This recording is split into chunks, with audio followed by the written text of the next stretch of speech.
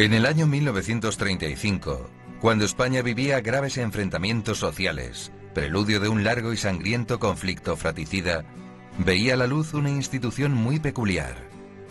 La Congregación de Esclavas del Espíritu Santo y de la Caridad, hoy conocidas como Esclavas de la Virgen Dolorosa. Su objetivo, ayudar a las madres solteras en situación de abandono familiar y social. Su fundadora, María Guadalupe Serneguet, conocida como Madre Desamparados, murió mártir en 1936. Podía ser el fin de la recién nacida obra, pero Dios no lo quiso. Suscitó a dos sucesores o cofundadores, el padre Manuel Herranz y la madre Esperanza Cornago. A ellos se debe esta congregación, que hunde sus raíces en el Evangelio y aspira a seguir a Cristo en una de sus facetas más conmovedoras, la compasión por los más necesitados. María Serneguet Gallego nace en Valencia el 15 de septiembre de 1887. Fue bautizada 3 días después en la parroquia de San Esteban Protomártir de Valencia. Alumna de las religiosas adoratrices en Valencia y Madrid, siente de joven la llamada de Dios. Profesa como hija de casa dentro de esa congregación y toma el nombre de Desamparados.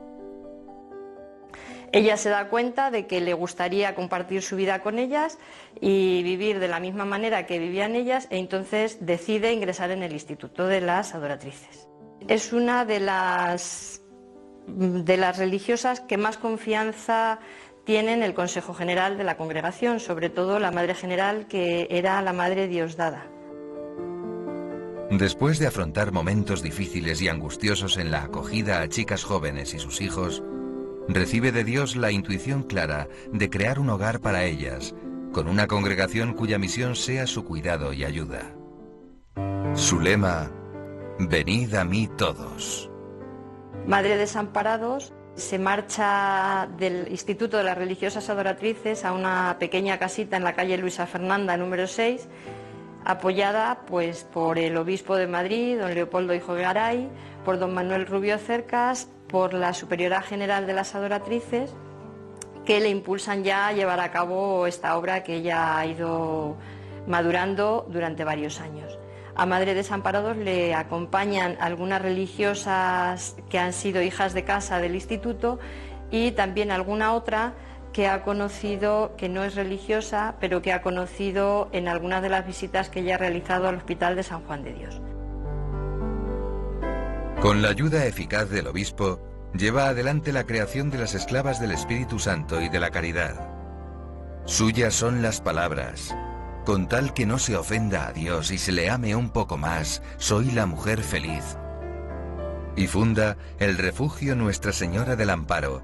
Es una casa muy pequeñita, por lo que tenemos oído era de 2 plantas, y allí Madre Desamparados acogía a toda la chica que llegaba o bien en estado de gestación o con su niño, pero que en aquella época pues estaba muy mal visto que fuera madre soltera. Estaba pues rechazada por la sociedad, rechazada por la familia, en definitiva sola. En poco tiempo conviven allí 20 personas, entre hermanas, novicias y acogidas.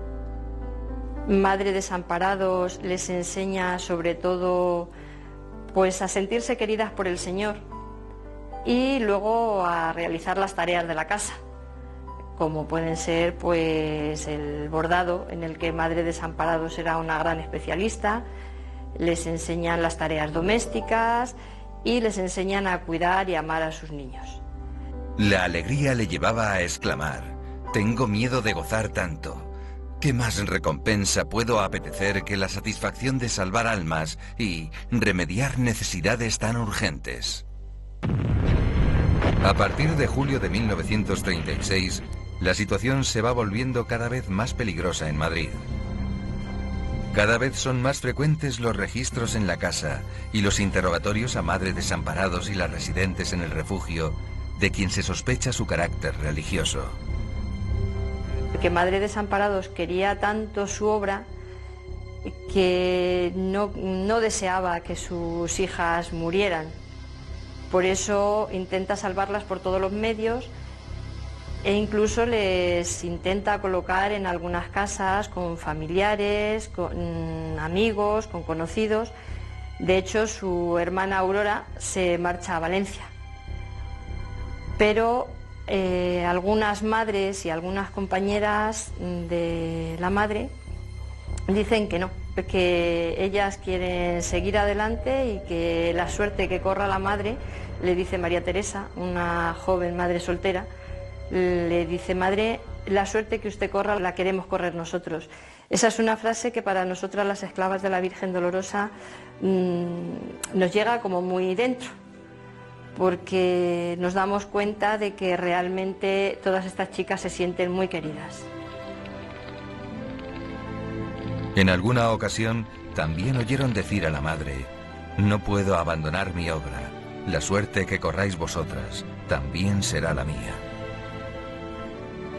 Y unos días antes de desaparecer, decía a sus hijas con santa alegría: si me matan, no os apuréis, pues si yo, una pobre mujercilla, soy capaz de hacer esto que decís tan grande, ¿qué será cuando esté en el cielo? La noche del 28 al 29 de noviembre de 1936 son detenidas y desaparecen en la oscuridad para alcanzar la aurora de la eternidad. Las mártires que acompañaron a Madre Desamparados son Pilar Pérez Álvarez, que nació en Tineo, en Borres; Carmen Emilia González San José, que nació en Ribadesella; María Díaz López, que nació en Madrid; Carmen Varela Alcón, que nació en Castellón; Mercedes Ansorena, lamentablemente no sabemos dónde nació; Victoria X, lamentablemente tampoco; y María Teresa González Navagués, que nació en Toulouse. Por la gran fidelidad y amor que sintieron hacia Madre Desamparados, ellas no quisieron dejarla sola en este trance, en este paso de la muerte a la vida, y por eso ellas la acompañaron en todo momento. Quisieron seguir el mismo camino de ella, que es el martirio. Estas mártires hicieron vida a este pensamiento de Madre Desamparados. Convertirnos en hostias que se inmolan en aras del amor, consumiendo su vida, dándose en comunión a las almas. La obra de Madre Desamparados continuaría en la clandestinidad gracias a 3 jóvenes que convivieron con ella y transmitieron su carisma. Contaron para ello con la inestimable ayuda de un sacerdote, el padre Manuel Herranz.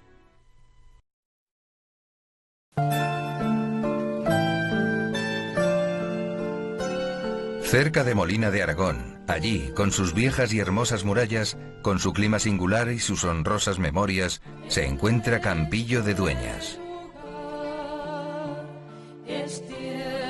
Aquí fue donde nació Manuel Herranz Establés, el 1 de enero de 1880. Su infancia transcurrió tranquila. Correteaba por estos campos donde labraba su padre, que era a la vez alcalde del lugar. Frecuentaba la escuela del pueblo, donde aprendió a leer y escribir. Al salir del aula, rezaba el rosario con sus compañeros. Aquí se oraba y se daba el catecismo. Pudo ser aquí donde Manuel, por primera vez, se fijó en el rostro maternal de la Virgen Dolorosa. Fue también en esta iglesia donde recibió la primera comunión, uno de los días más importantes de su vida, en el que seguramente comenzó a aprender su vocación. Anselmo, su hermano mayor, que ya era sacerdote, propuso llevar a Manuel a Molina de Aragón para ver si germinaba todo lo que llevaba dentro. Porque, además de la gracia divina y la acción de Dios, El ambiente que se respiraba en el hogar era el más propicio para que el niño cuajase su vocación al sacerdocio. Pero la providencia le reservaba una profunda pena familiar. Su padre, el todavía alcalde Andrés Herranz, se puso enfermo y murió en 1893. Manuel decidió volver a Campillo para acompañar por un tiempo a su madre antes de ingresar en el seminario de Sigüenza. Aquí llegó Manuel, con 15 años, dispuesto a comenzar su carrera eclesiástica. Consciente de la responsabilidad que entraña la llamada, se daba tan de lleno a la mortificación y a la práctica de las virtudes, que los superiores se vieron obligados a frenar sus anhelos de perfección. Su intensa vida interior impresionaba ya a quienes le trataban. Seamos siempre y solo de Dios. No hagamos mal rostro a la cruz. Sigamos los pasos de Jesús y con la antorcha de la fe subamos hasta la cumbre. El 28 de mayo de 1904, el obispo de Sigüenza ordena sacerdote a Manuel Herranz Establés. Ese mismo año elige Madrid como destino, ávido de enseñar la palabra de Dios en la capital. Fue destinado primeramente a parroquias como San Millán o Santa Bárbara, hasta que en 1911 le nombraron coadjutor en Carabanchel Bajo, donde su hermano Hilario era párroco. Aquí, junto con su hermano, trabajó durante 14 años don Manuel. Los chiquillos, todos los chiquillos de ahí, a la calle de las Huertas, que daba el patio y todo eso, y ahí estaba el despacho, que yo iba muchas veces, y tenían toda la escalera: don Manuel es un santo, don Manuel es un santo, don Manuel es un santo. Y cuando los veían los monagos, los monaguillos, por allá, don Manuel es un santo. ¡Cállate tú! Le das la... ¡Cállate! Pues claro que sí, un santazo don Manuel. Era un santito, era un santo que cuando nos daba la bendición con el Santísimo, y en eso coincidimos todas seguro, pues se le transformaba, él se transformaba en la misa y cuando nos daba la comunión, nos daba la bendición con el Santísimo expuesto. En el año 1925 le nombraron coadjutor de la parroquia de San Sebastián en Atocha, donde su hermano Hilario había sido destinado como párroco. Su labor consistía en visitar todos los colegios pertenecientes a la zona e impartir la catequesis. El recuerdo y la huella de don Manuel ha sido muy importante. Su hermano era de una gran talla intelectual. Él era muy sencillo, muy cercano a la gente, muy popular. Es una de las características que brillan en don Manuel, según me han contado. Tenía genio un poco gruñón, pero sin embargo, a pesar de eso, la gente le quería mucho, muy cercano. Visitaba a las familias, las guardillas, los pobres, los necesitados.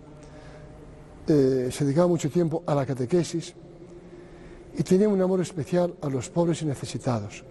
Daba muchas limosnas. Y también fundó aquí un comedor en la posguerra, en los bajos de la parroquia, para pobres y para obreros. En el número 41 de la calle Atocha vivían Manuel y su hermano Hilario. Eran de carácter totalmente distinto, pero estaban muy compenetrados. Compartían los mismos ideales y aspiraban a lo mismo: santificarse y extender por toda la tierra el reino de Cristo, salvando las almas, y esto a una costa de los más grandes sacrificios. A pesar de ser don Hilario el párroco, jamás tomaba decisión sin consultar antes con su hermano. Dios, en su providencia, los había juntado para amarse y ayudarse el uno al otro, para bregar juntos en la viña del Señor. Manuel, en su humildad, se llamó el zagalillo de su hermano. Pero en realidad fue siempre su ángel.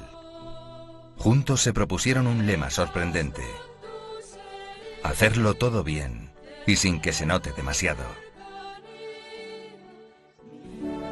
La humildad resuelve todos los conflictos.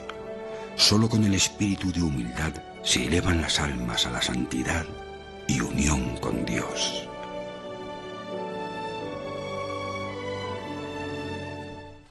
Tan absorto estaba el padre Manuel en su catequesis, su escuela, sus pobres y los enfermos de los barrios, que no se inmutó ante el alboroto que se agitaba a su alrededor.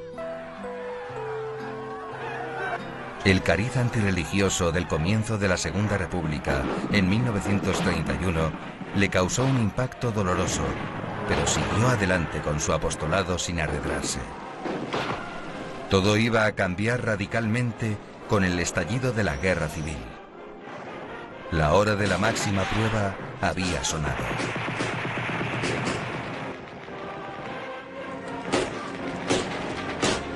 Manuel se sentía tan responsable de sus feligreses que durante los primeros días del conflicto, cuando tantos sacerdotes eran asesinados y tantos templos incendiados, no quiso abandonar el templo parroquial. Arriesgando su vida, permaneció ante el sagrario orando, administrando los sacramentos y atendiendo a los que se acercaban. Algunas personas fueron a verle para persuadirle de que debía huir y esconderse, y lo encontraron colocando estampas por todas las puertas, con la fe puesta en la Santísima Virgen y los santos, a quienes pedía que conservara la casa de Dios.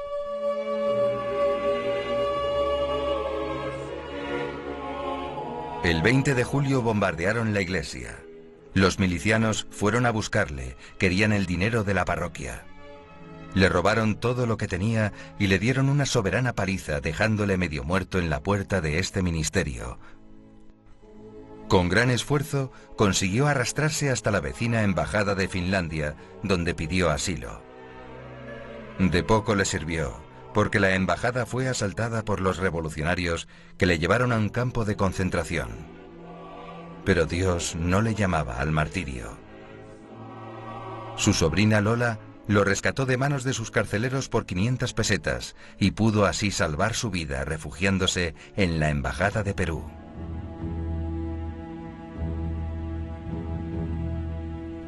Terminada la guerra, había que rehacer todo desde las ruinas. Por esas fechas, el padre Manuel se entregaba a continuar la obra empezada por Madre Desamparados antes de la guerra. Ahora tenía un nuevo nombre: la Congregación de Esclavas de la Virgen Dolorosa. Dios había dispuesto esa continuidad de modo providencial. Ocurrió así. Las chicas que vivieron con Madre Desamparados y decidieron no seguirla hasta sus últimos días, sabemos que alguna de ellas se juntaron y vivieron medio comunidad. Estas chicas conocieron al padre Manuel Hernández Dablez, que era un sacerdote de la diócesis de Madrid. Las asistía y ellas iban a misa con él. Las confesaba y de alguna manera pues el padre conoció las inquietudes que ellas tenían. El padre Manuel le cuenta a Monseñor Eijo Garay la situación que está viviendo y a él no le resulta nueva porque había apoyado la situación anterior. Se pone de su parte y comienzan la nueva obra, que no es nueva, que es continuación de la anterior. Pero las dos chicas que quisieron seguir los pasos de la madre no habían recibido el carisma del Espíritu Santo, entonces les resulta muy difícil poder vivir pues como ellas en principio querían. El padre Manuel se resistía a llevar la carga de una fundación apenas existente, pero finalmente se entregó a la voluntad de Dios. Don Manuel no confiaba demasiado en la capacidad de la primera directora, María Vega. Así que, llamado y aconsejado por el señor obispo, acudió a la Madre General de las Adoratrices. Esta le presentó a la tercera protagonista de nuestra historia y cofundadora de las Esclavas de la Virgen Dolorosa, Esperanza Cornago Francés. Donde quiera que te encuentres, entrégate al Señor por completo y en absoluta disponibilidad.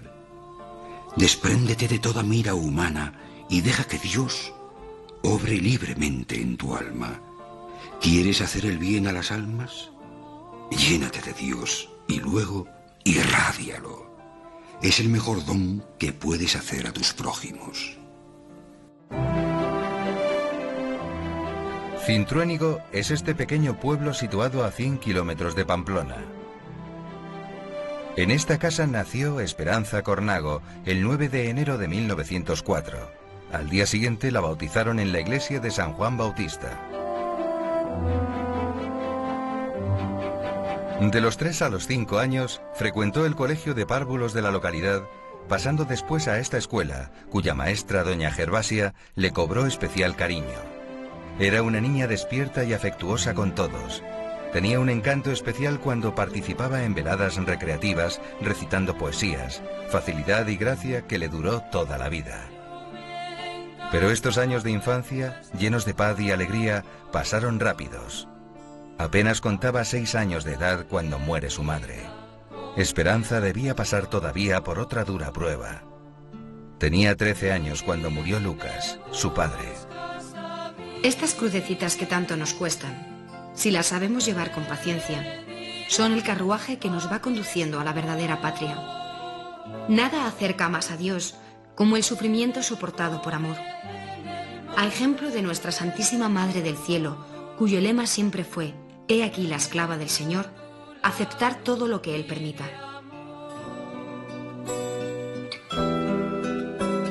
Su tía Ignacia, residente en Zaragoza, preocupada por su sobrina, logró que ingresara en el colegio de las Adoratrices de Zaragoza. Sus cualidades eran excepcionales. Parecía que el Señor se había volcado en ella, pues poseía una voz hermosa que cultivó aprendiendo canto y música. Incluso se atrevía a recitar sus propios versos. Pero lo que cultivó de una manera especial en esta escuela de las hijas de la incomparable Madre Sacramento fueron las virtudes cristianas. A través de una vida penitente y de la devoción eucarística fue el Señor modelando a su sierva para la misión a la que más tarde destinaría.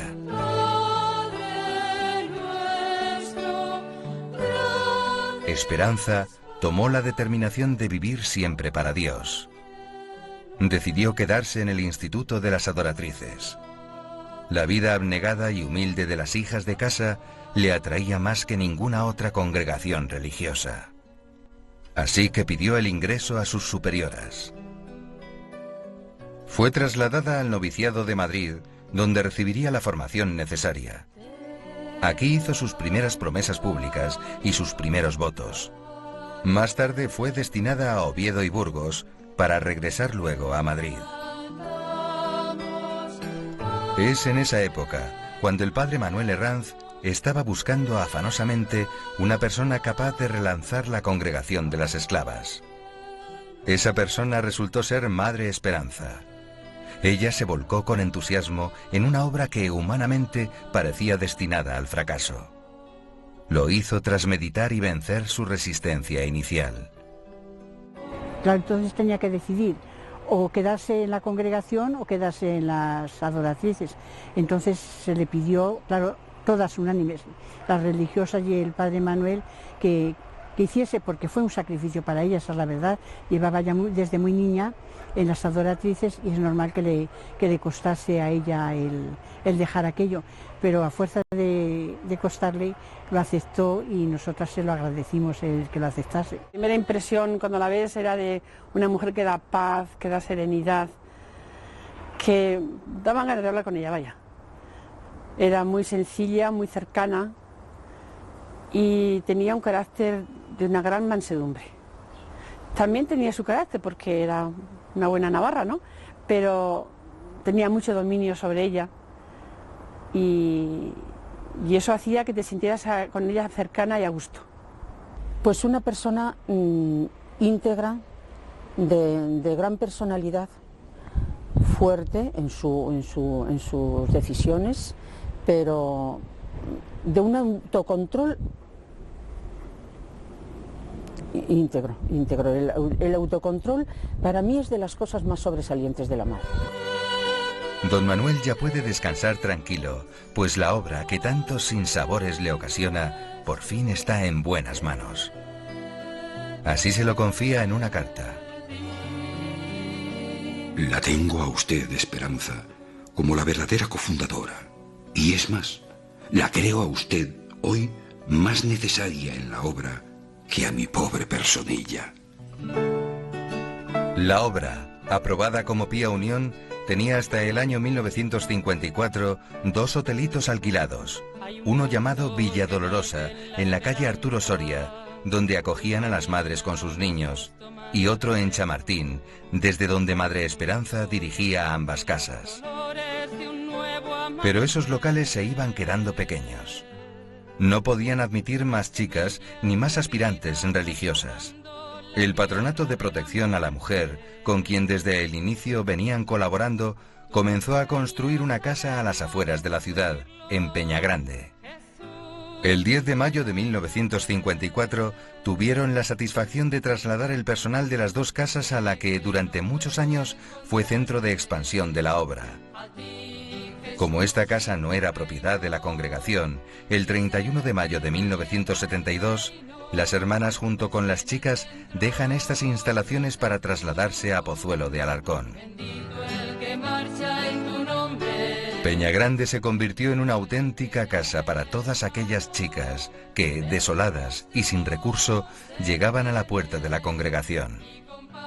Allí encontraban un hogar, cuidados para sus pequeños, distracción, apoyo moral y amor, mucho amor. Y por fin llegó el reconocimiento oficial. El 13 de enero de 1957, 3 años después de la llegada a Peñagrande, nacía la congregación como tal, con el decreto de erección canónica que leyó el vicario de la diócesis, José María García La Higuera. Acto seguido, el obispo patriarca e hijo Igaray designó a Madre Esperanza superiora general de las esclavas de la Virgen Dolorosa.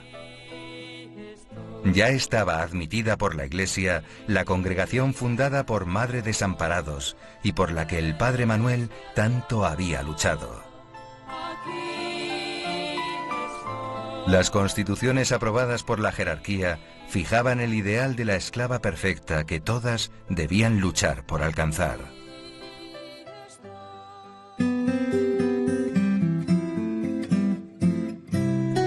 A partir de este momento se van inaugurando varias casas por toda España. La primera en Madrid el 21 de junio de 1957, en Ciudad Lineal, se llama Villa San José. En un principio fue un noviciado.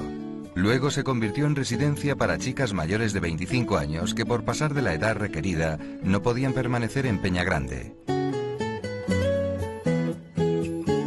Las hermanas se desvivían por hacer la vida lo más agradable posible a los niños y a sus madres, sin que se dieran cuenta de que estaban practicando con ellos una obra de misericordia. Actualmente Villa San José es la casa general dedicada a la oración y la espiritualidad y sigue siendo casa de formación y noviciado. Aquí se atiende con solicitud y cariño a quienes desde sus años jóvenes consagraron su vida al Señor, pero que debido a su edad o a su estado de salud no pueden desempeñar actividad alguna. Ahora solo saben dar cariño y dejarse amar por quien desea pasar unos momentos a su lado. Desde aquí, la Madre General alienta y estimula la labor que se realiza en el resto de casas repartidas por España y América. La de Creciente fue la primera casa que se abrió destinada a niñas enfermas psíquicas. Con esto se cumplía uno de los sueños del Padre Manuel. La idea nació cuando se dio cuenta de que la gran mayoría de madres solteras que llamaban a las puertas de la congregación eran enfermas psíquicas, a menudo víctimas de abuso. Por eso, el problema había que atajarlo desde la protección y cuidado de estas chicas. Actualmente, a esta obra de caridad se destinan 5 casas en España. El centro de Creciente ha estado dirigido muchos años por el matrimonio formado por Mari Carmen y Emilio, quienes decidieron dedicarse de lleno a formar a estas jóvenes.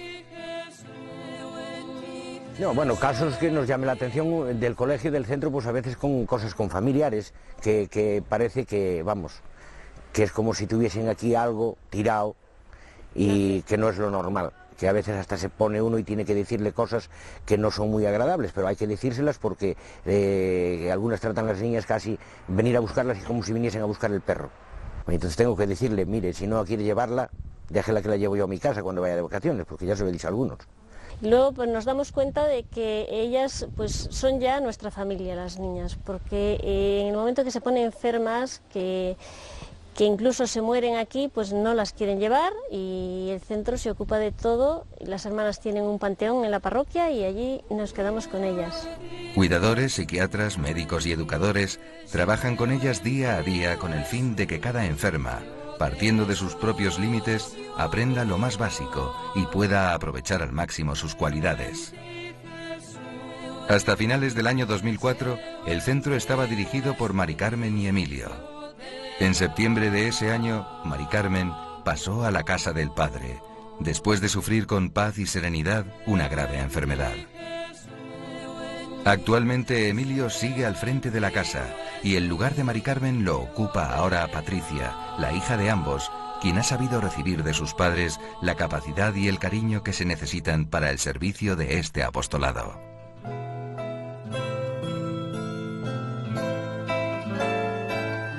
Sembremos la semilla con cariño y generosidad y no pensemos en la recolección.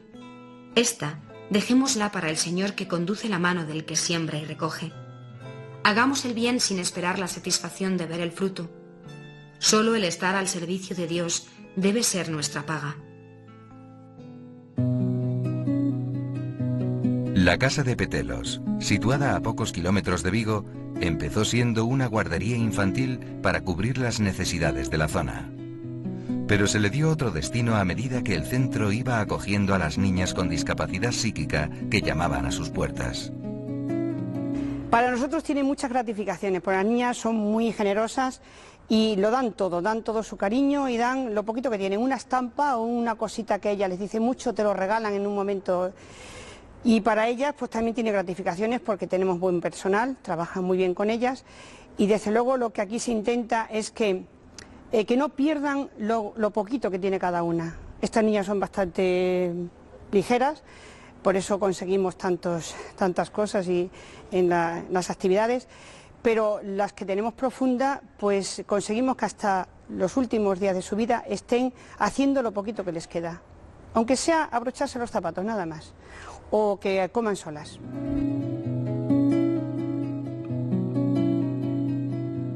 Más de la mitad de las niñas permanecen aquí todo el año, incluidos los periodos de vacaciones.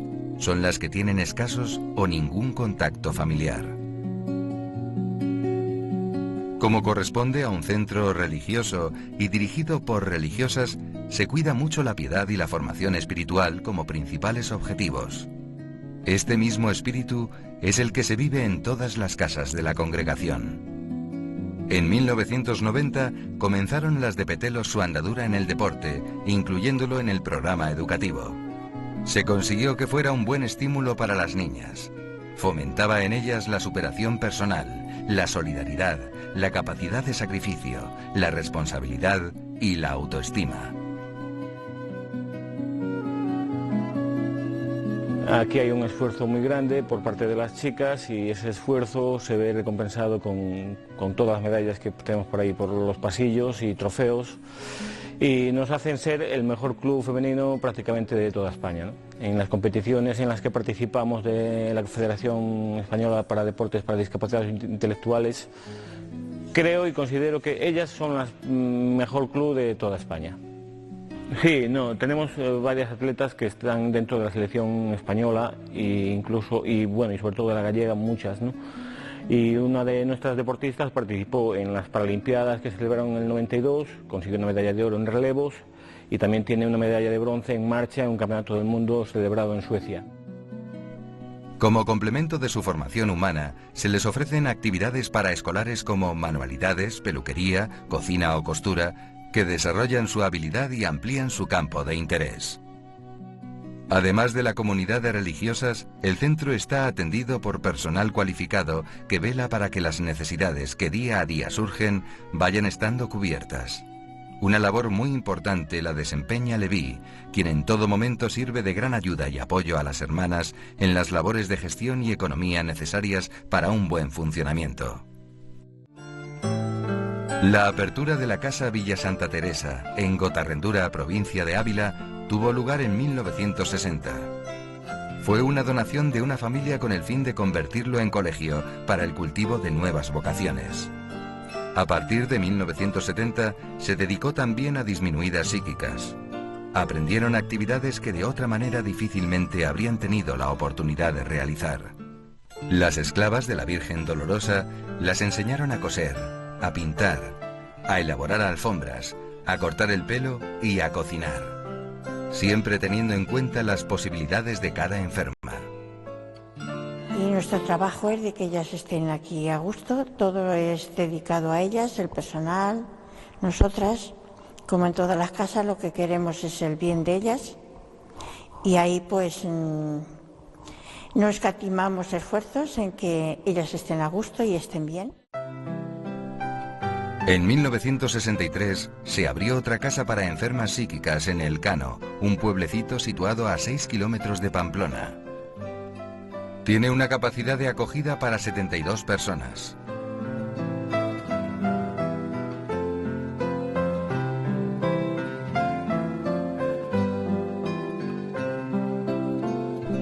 Cosas para nosotros tan sencillas como comunicarse con los demás, distinguir el baño de hombres y mujeres o relacionar sonidos, se convierte para estas muchachas en una dura prueba que hay que ir superando día a día con mucho esfuerzo. El trabajo en los talleres se hace por encargo de diversas empresas. A cambio, reciben pequeños ingresos que se reparten semanalmente entre ellas.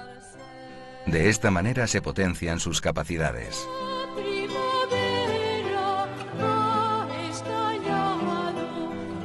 Las actividades que aquí vemos exigen paciencia y dedicación, cariño y presencia de Dios. Al final se comprueba siempre que dar es más gratificante que recibir. Esta no es una obra social fruto de la filantropía o de la beneficencia oficial. Es algo más. Es la expresión de la caridad cristiana que sigue las huellas de aquel que dijo: «Lo que hiciereis a uno de estos pequeñuelos, a mí me lo hacéis».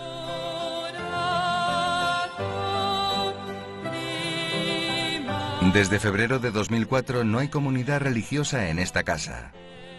Pero en ella se sigue viviendo el mismo espíritu gracias a la entrega incondicional y generosa del matrimonio formado por Maripaz Vicente, sobrina de Madre Esperanza, y su esposo Javier Calzada.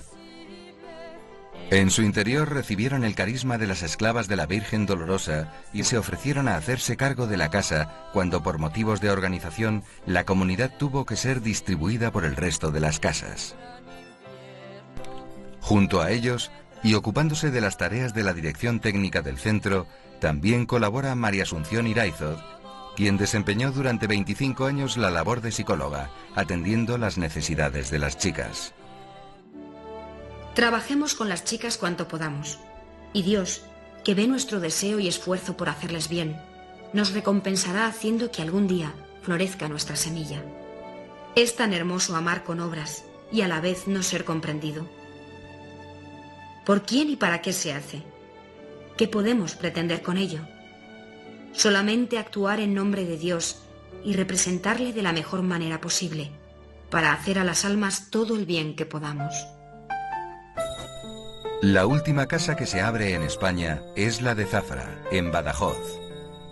El edificio perteneció en el siglo XV a los duques de Feria y fue cedido para construir un hospital que acogía a los peregrinos que recorrían el camino a Santiago de Compostela. El centro está dedicado a la atención integral de jóvenes discapacitadas intelectuales. Cuenta con 65 plazas. Las instalaciones están completamente remodeladas. Hay amplias y soleadas salas donde las chicas, acompañadas y orientadas siempre por personal cualificado, realizan las más diversas tareas dependiendo de su estado y capacidad. Junto a las actividades de la vida diaria, asisten también a clases de deporte, música, informática y labores. Desde abril de 2004 no hay comunidad religiosa, pero se sigue manteniendo el mismo espíritu gracias a la incondicional ayuda y colaboración del matrimonio formado por Cecilia y Tena. Cecilia fue como una madre para todas las chicas del centro hasta febrero de 2009, mes en que casi repentinamente pasó a ocupar su puesto en el cielo. Desde entonces, Tena se ha sentido acompañado y apoyado por varios colaboradores que le prestan ayuda en todos los aspectos de organización y logística que una casa de estas magnitudes requiere. Tengan en cuenta que el hacer todo a mayor gloria de Dios es un tesoro que no tiene precio. En Él encontraremos la paz. Ya salga bien, ya salga mal, siempre que hayamos puesto de nuestra parte todas las facultades que Él nos dio. En Zafra hay momentos para las actividades y momentos para la diversión y los juegos. Hay semillas de vida traspasando la tierra de la muerte. Haciendo gala de sus raíces extremeñas, nos dedican este baile muy aplaudido por el resto de sus compañeras.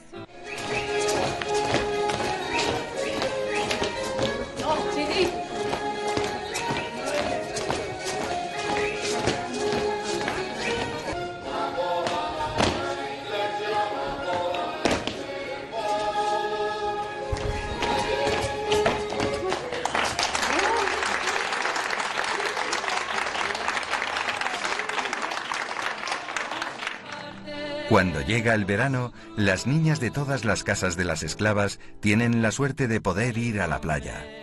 La congregación cuenta con 2 casas situadas, una en Redondela, Huelva, y la otra en Vivero, en la provincia de Lugo. Durante los meses de junio, julio y agosto, las jóvenes que no tienen familia o han sido abandonadas, cambian las actividades cotidianas por unas vacaciones cerca de la costa. Este cambio de ambiente resulta muy beneficioso para las niñas. Tú me llamas, Jesús, al compromiso, a la solidaridad. Pozuelo es la única casa en España que en la actualidad acoge a madres solteras con niños y a mujeres ancianas, el tercer apostolado de la congregación. La finca fue adquirida en 1963. Poco a poco, y con mucho sacrificio, se fueron construyendo los 3 edificios actuales para así prestar los servicios que la Iglesia y la sociedad han ido necesitando. Gracias a las esclavas de la Virgen Dolorosa, las madres encuentran un verdadero hogar, comida y educación para ellas y sus hijos. Mientras que las chicas trabajan, los niños quedan atendidos por personal cualificado, bajo la maternal mirada de la religiosa responsable, en una luminosa y amplia guardería. La residencia de señoras mayores ocupa el edificio central. Allí disponen de todos los cuidados necesarios, tanto si pueden valerse por ellas mismas, como si necesitan ayuda externa. Fuera de España, las esclavas de la Virgen Dolorosa cuentan con una casa en América, en Ciudad de México, donde también acogen a madres solteras con sus hijos. La andadura por el nuevo continente comenzó en la década de los 90. A México llegaron en 1993 y a Chile en 1999, donde permanecieron atendiendo a madres solteras con sus hijos hasta el año 2004. Actualmente en México se acoge a 24 mamás con sus pequeños. Muchas chicas que llaman a las puertas de la casa hogar son muy jóvenes. Se les enseña a hacer con mucho cariño y comprensión los quehaceres más corrientes de una casa y a cuidar de sus hijos. De estas tareas se encargan con amor y paciencia las hermanas que están al frente de la casa.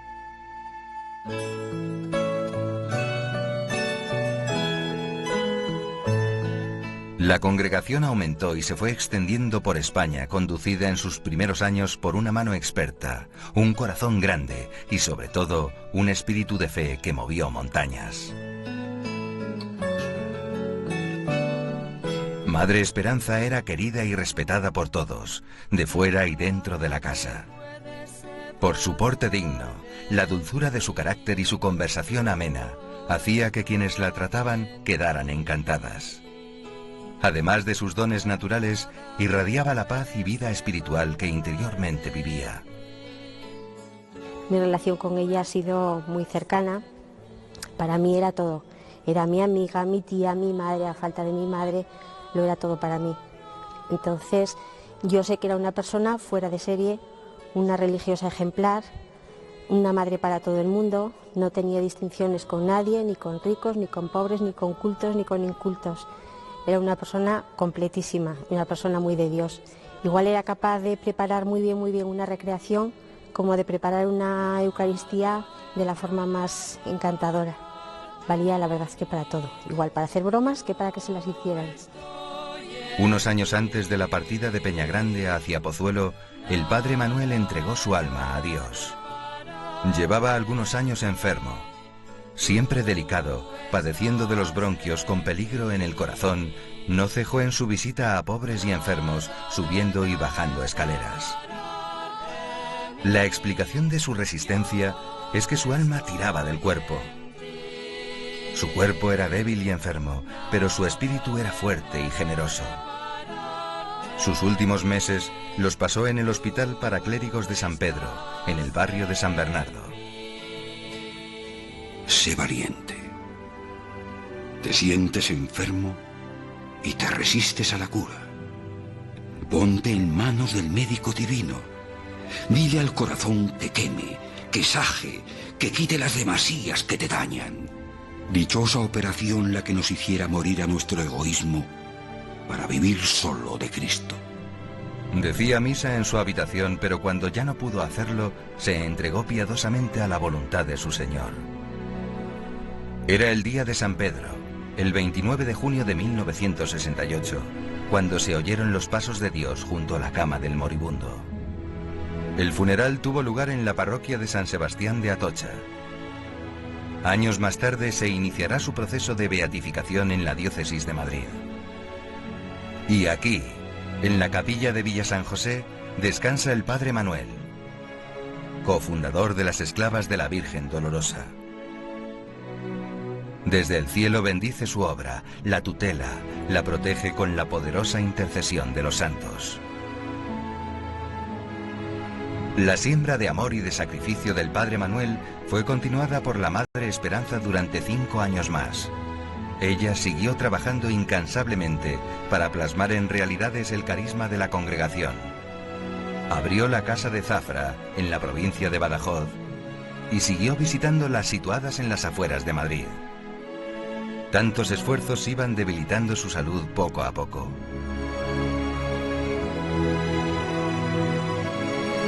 Así, el 27 de febrero de 1973, decidió el Señor que se había acabado su tiempo, que había llegado la hora de su recompensa.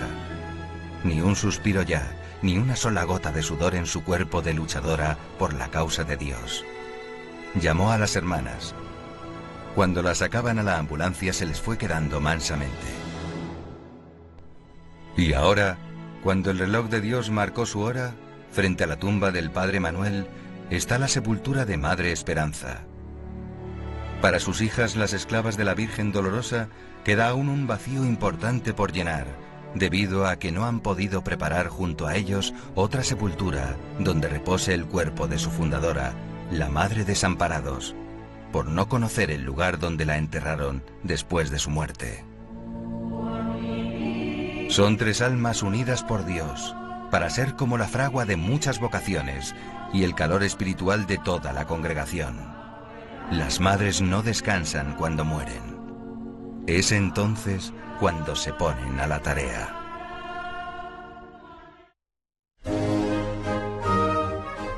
Desde el año 2009, la congregación cuenta con un movimiento seglar, con estatutos propios reconocidos y aprobados por el Arzobispado de Madrid.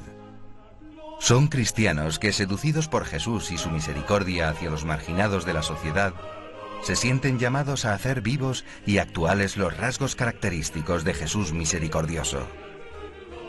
Él anuncia la buena noticia principalmente a los pobres. Cada grupo está acompañado por un sacerdote encargado de la formación doctrinal de sus miembros. Además, se cuenta con la presencia de las religiosas en las reuniones celebradas en las casas donde hay comunidad. Donde esta no existe, están en contacto por medio de visitas, cartas o teléfono. Ellas también ayudan en la formación, transmitiendo su carisma, espiritualidad e historia. Siempre adelante, cada día más de Dios, cada día unos pasos en el camino de la perfección sin volver la vista atrás. Dios nos espera en la cumbre, unos pasos más, un pequeño esfuerzo y llegamos a la meta.